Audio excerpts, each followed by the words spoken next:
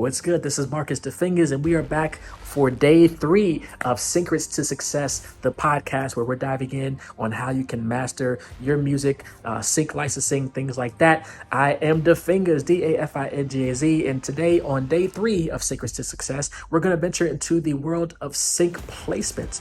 We'll explore the diverse landscape of commercials, films, TV shows, video games, online content, and discover how our content can be the perfect match for each of those platforms. Let's explore the various types of sync placements that offer us incredible opportunities to showcase our musical prowess. Let's start with commercials.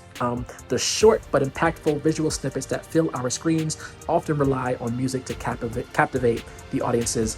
From heartwarming jingles to pulsating tracks, commercials seek to evoke emotions and leave a lasting impression. The challenge here is in crafting music that precisely aligns with the brand's message and enhances the product's appeal. When you think about commercials, the biggest platform for commercials and advertising is the Super Bowl. That is the largest. That is where companies spend the most money in the commercial advertising space. Literally, what is it, up to like $7 million for 30-second ad or something like that, something crazy. So there's a lot of money, especially when it comes to advertising during the Super Bowl.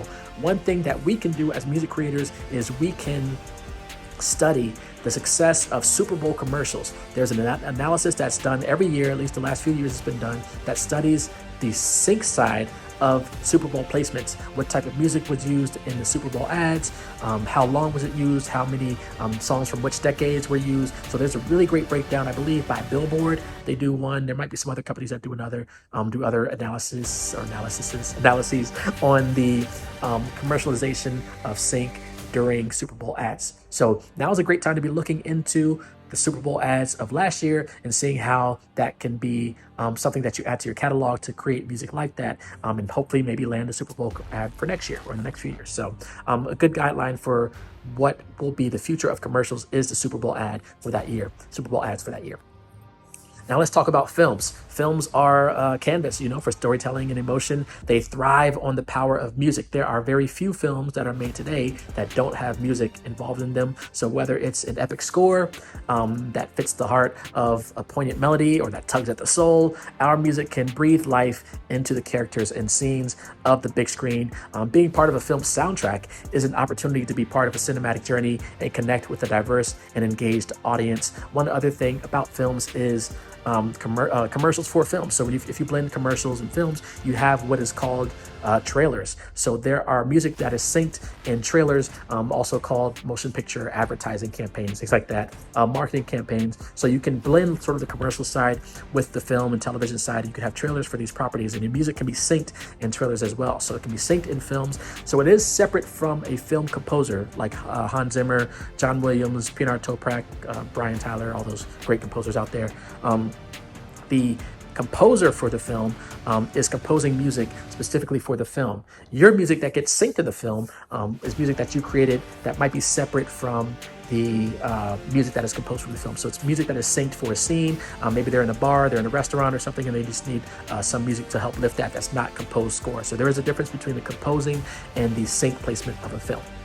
Now, TV shows is basically the daily companion of millions of people. They watch these shows. It could be on streaming networks, also streaming platforms. There's short form content. So film could be, 90 minutes to 3+ hours. TV shows are typically 30 minutes to an hour, and they have carefully selected music to set the tone for their episodes. There are theme songs that can be synonymous with the whole series. They can be perfectly timed cues that can heighten dramatic moments. There can be music that plays again in the background during a scene that plays an integral role in the shaping the viewer's experience. So with TV shows, especially with reality shows, a reality show can have hundreds of cues in one episode. So there's so much opportunity there in the TV space. The pay might be a little lower than if you get placement in a movie, but there are so many opportunities for smaller placements in TV shows, and there's so many platforms now to take advantage of in both the TV shows and films, because you have streaming platforms such as Netflix, Hulu, Paramount, Disney Plus. Then you also have the broadcast channels, which include,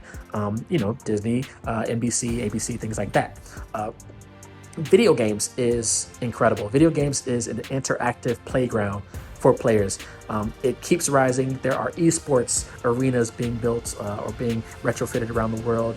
The school I went to, I'm a proud alum of Full Sail University. They have a whole esports degree program that you can major in. You can design games there. They also have esports teams that compete nationally on these tournaments. Literally, there's about to be a Smash Brothers tournament at the time I'm recording this in about later this month. A huge, I think it's called Smash Con or something like that. That's happening in the area I'm at. So yeah, there's tournaments. There are a lot of money to be won in these tournaments. People can win, thousands of dollars, tens of thousands of dollars, I think hundreds of thousands of dollars in some cases by doing these tournaments. And then having your music featured in those, having hundreds of thousands or millions of people hearing your music in a game, synced. If it's GTA, it can be synced in a video game. If it's a sports thing, NBA, 2K, or Madden, and you have your music featured on that platform, it can be incredible boost to your brand. And as composers, we have the opportunity to craft music that responds to the player's actions. So if you have music that's synced in a game and they make a move and your music starts playing, that's like kind of cool. And then you can make your creations an integral part of the gaming journey.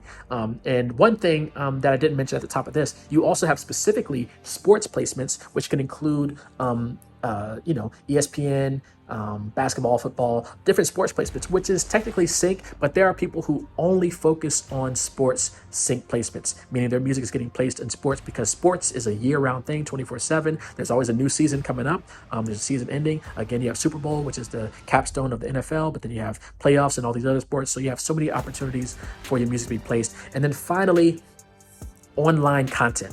That is the rapidly expanding landscape of entertainment and information, which offers us endless possibilities for music placements. You have YouTube videos, you have TikTok videos, you have social media content to web services, documentaries that only go online. There's an ever-growing demand for music that complements the vast array of online visual experiences just on the internet. So each type of sync placement presents unique requirements and opportunities for composers like us.